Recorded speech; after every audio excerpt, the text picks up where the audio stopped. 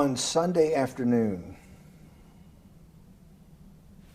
September 14th, 2008, where were you? Sorry? It was the night they put Lehman Brothers in bankruptcy in London. I was in jail. Seriously?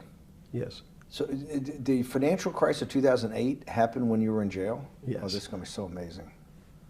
This is going to be so amazing. I take it you didn't have your Wall Street Journal dropped off to you in the morning, your Financial Times. No.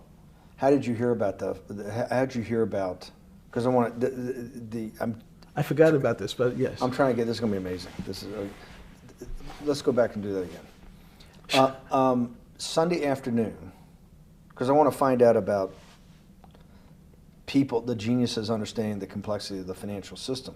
Because I think the best example we have is the financial crisis, the crash of 2008. Sunday afternoon, September 14th, I think it was, 2008, is when they were working feverishly in Midtown Manhattan at the Lehman Brothers offices and at various law firms around town, and with the Secretary of Treasury and the Federal Reserve, what they're going to do with Lehman. They decided they weren't going to save it. And so they prepared to put it into bankruptcy at the open of the market in London the next day.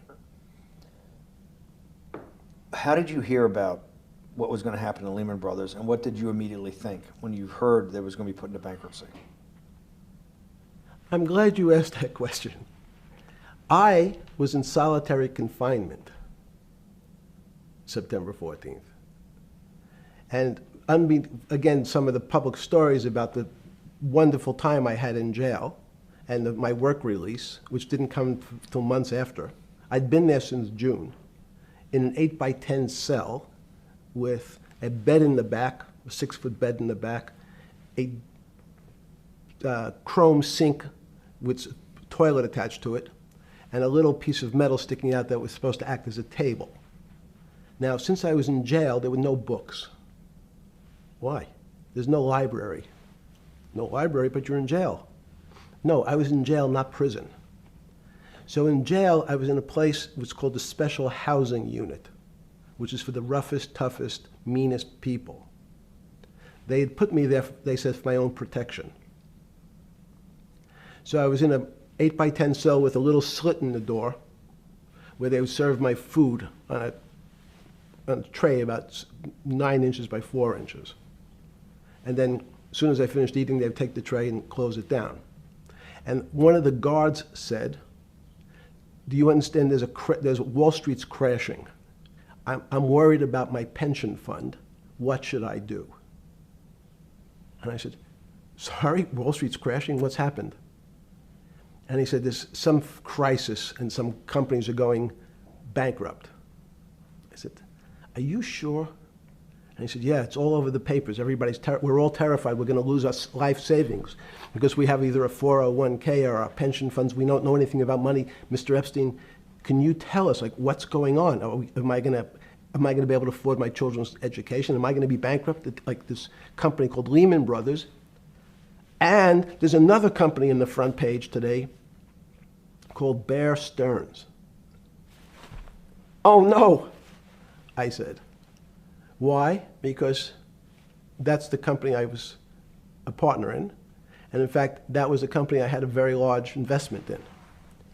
So, as a great story, I didn't have my Wall Street Journal, but in the early mornings, you're allowed to make 2 phone calls, collect.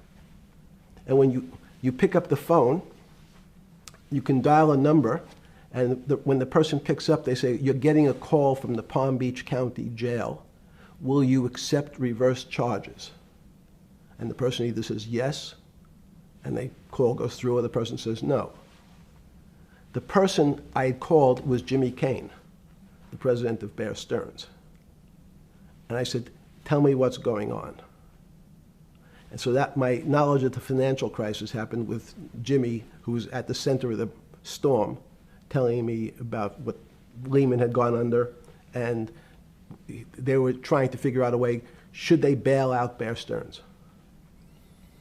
Did it strike you at the time of the mess you had made of your life to be in a situation that you're one of the greatest financial minds in the world, looked at by world leaders and asked their, your thinking by the most prominent and important people in the world, and here you are in solitary confinement. You got to make a collect call to somebody. Did it strike you at the time how all the threads of your life had come together and put you in a position, or you had put yourself in that position? No. So it never struck you when you had to make your one collect call, one of your 50% of your collect calls that day, you call the president or the head of the CEO of Bear Stearns. The biggest financial event in your life is taking place, of which one, every important person in the world would be seeking your opinion. Number two would be a once-in-a-lifetime opportunity to apply your craft. Number three, it would be a once-in-a-lifetime opportunity to make money if you were smart, and obviously you're smart. You're telling me here, truthfully, that it never hit you at all of how you'd ended up in a place where you had to make a collect phone call from a jail cell that was 6x9 with a steel bed and your food being passed in through a slot.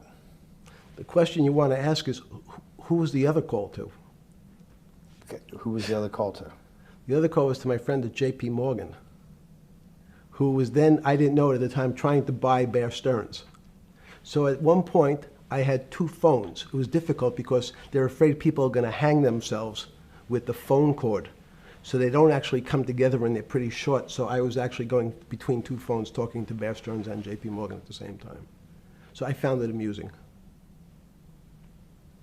And it never struck you about how to end up in a situation like this? No, that would be probably means I would be too self-aware.